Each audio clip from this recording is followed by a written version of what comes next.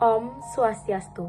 Perkenalkan, kami dari kelompok 1 kelas 9F ingin mempresentasikan bab 3, subbab D dan E, yaitu pengembangan pusat-pusat keunggulan ekonomi untuk kesejahteraan masyarakat dan juga pasar bebas. Sebelumnya, izinkan kami untuk memperkenalkan diri kami terlebih dahulu. Perkenalkan, nama saya Agung Bian Karanganita Putri Sidana, absen 1 dari kelas 9F.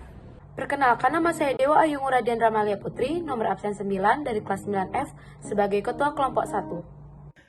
Perkenalkan, nama saya Made Bagus Dwi Payana, nomor absen 35 dari kelas 9F. Perkenalkan, nama saya Niputo Ari Puspita, nomor absen 41 dari kelas 9F. Selamat menyaksikan. Subbab D, pusat-pusat keunggulan ekonomi. Indonesia memiliki banyak potensi keunggulan ekonomi. Apabila keunggulan tersebut dimanfaatkan, memberikan peluang bagi kesejahteraan masyarakat. Pusat-pusat keunggulan ekonomi Indonesia ada yang dikelola sendiri, ada juga yang melibatkan investor asing. Adapun pusat-pusat keunggulan ekonomi Indonesia adalah PT Freeport Indonesia, Perusahaan Tambang Minyak Negara, dan Batik Indonesia. A. PT Freeport Indonesia. PT Freeport Indonesia adalah sebuah perusahaan afiliasi dari Freeport McMoRan Copper and Gold Inc. yang beroperasi di dataran tinggi di Kabupaten Mimika, Provinsi Papua, Indonesia. PT Freeport Indonesia menambang, memproses dan melakukan eksplorasi terhadap biji yang mengandung tembaga, emas, dan perak. Kontribusi perusahaan ini bagi negara adalah 1. Menyediakan lapangan pekerjaan, 2. Penanaman investasi, 3. Pembelian barang dan jasa domestik, 4. Pembayaran pajak, dividen, dan royalti, serta lain-lain. Poin B, perusahaan tambang minyak negara. Kilang minyak atau oil refinery adalah pabrik atau fasilitas industri yang mengolah minyak mentah menjadi produk petroleum yang bisa langsung digunakan maupun produk-produk lain yang menjadi bahan baku bagi industri petrokimia. Produk-produk utama yang dihasilkan dari kilang minyak antara lain minyak bensin, minyak diesel, dan minyak tanah. Agar dapat dimanfaatkan secara optimal, minyak mentah tersebut harus diproses terlebih dahulu di dalam kilang minyak. Di dalam kilang minyak tersebut, minyak mentah akan mengalami sejumlah proses yang akan memurnikan dan mengubah struktur dan komposisinya sehingga diperoleh produk yang bermanfaat. Ada beberapa contoh kilang minyak di Indonesia antara lain kilang Cilacap, kilang Kasim, dan kilang Cepu. Batik merupakan salah satu hasil ekonomi kreatif yang dikembangkan di Indonesia sejak dulu. Batik merupakan kerajinan yang memiliki nilai seni tinggi dan telah menjadi bagian dari budaya Indonesia. Beberapa wilayah di Indonesia menghasilkan kain batik berdasarkan ciri khas dari masing-masing daerah. Corak batik dari masing-masing daerah tidaklah sama tergantung dari kebudayaan daerah tersebut. Dilihat dari tekniknya, batik dibagi menjadi 3 bagian, yaitu batik tulis, kain yang dihias dengan tekstur dan corak batik yang menggunakan tangan.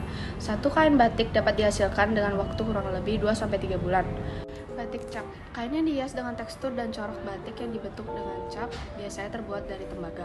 Butuh waktu 2-3 hari untuk pembuatan batik ini. Batik lukis, proses pembuatan batik dengan cara melukis pada kain putih. Pewarnaan pada batik tulis biasanya menggunakan serat-serat alam.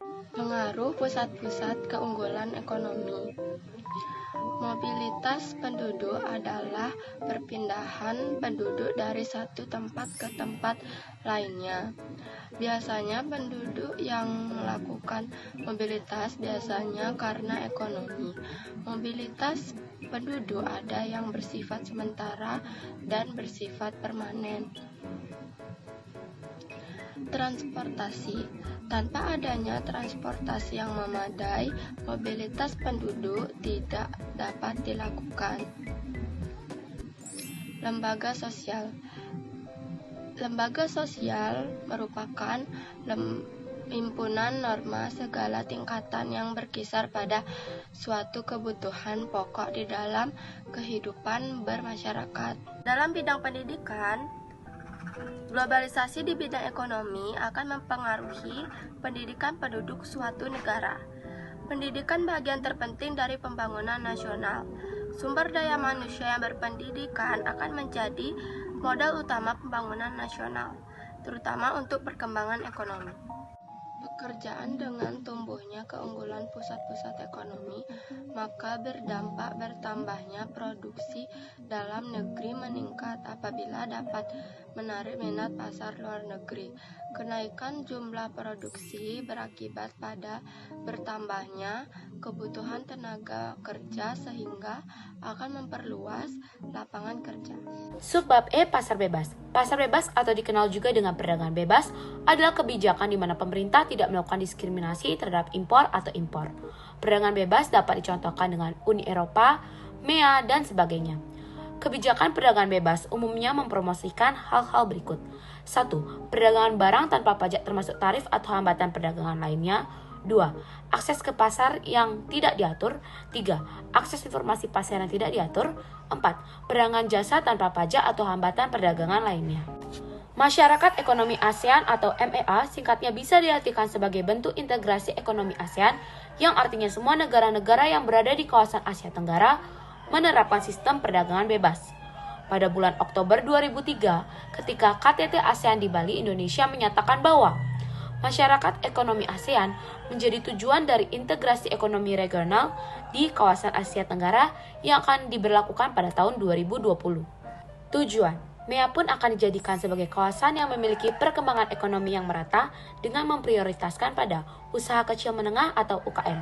2. MEA akan dibentuk sebagai kawasan ekonomi dengan tingkat kompetisi yang tinggi yang memerlukan suatu kebijakan yang meliputi competition policy, consumer protection, intellectual property rights, taxation, dan e-commerce. 3. MEA akan diintegrasikan secara penuh terhadap perekonomian global.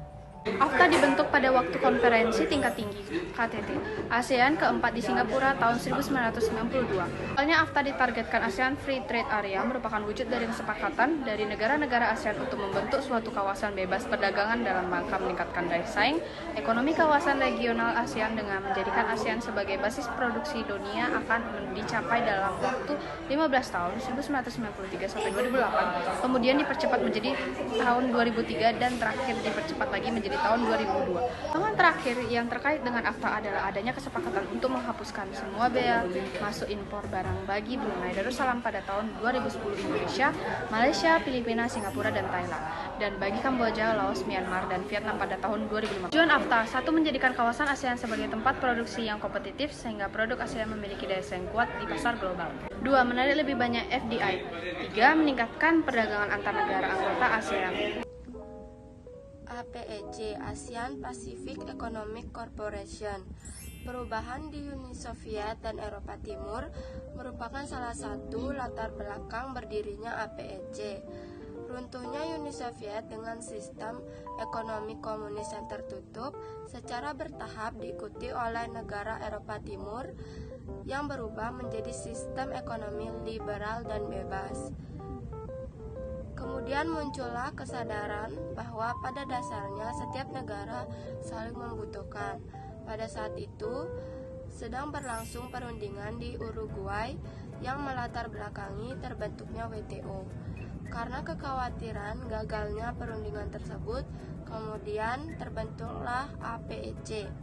Tujuan dari APEC salah satunya yaitu untuk meningkatkan kesejahteraan dan pertumbuhan ekonomi di kawasan Asia Pasifik dan meningkatkan kerjasama ekonomi melalui peningkatan volume perdagangan dan investasi. Nomor 4, masyarakat ekonomi Eropa. Pada tahun 1950, Menteri Luar Negeri Prancis yaitu Maurice Koopman berkeinginan menyatukan produksi baja dan batubara Prancis dan Jerman dalam wadah kerjasama yang terbuka untuk negara-negara Eropa lainnya, sekaligus mengurangi kemungkinan terjadinya perang. Keinginan itu terwujud dengan ditandatanganinya perjanjian pendirian European Coal and Steel Community atau ECSC oleh 6 negara yaitu Prancis, Jerman Barat, Belanda, Belgia, Luxembourg, dan Italia. Ke-6 negara tersebut selanjutnya disebut The Six States.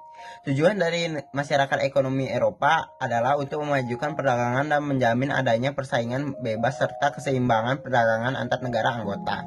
Nomor 5, World Trade Organization. World Trade Organization adalah organisasi perdagangan dunia yang merupakan satu-satunya badan internasional yang mengatur masalah perdagangan antar negara. Organisasi ini dibentuk pada tanggal 1 Januari 1995.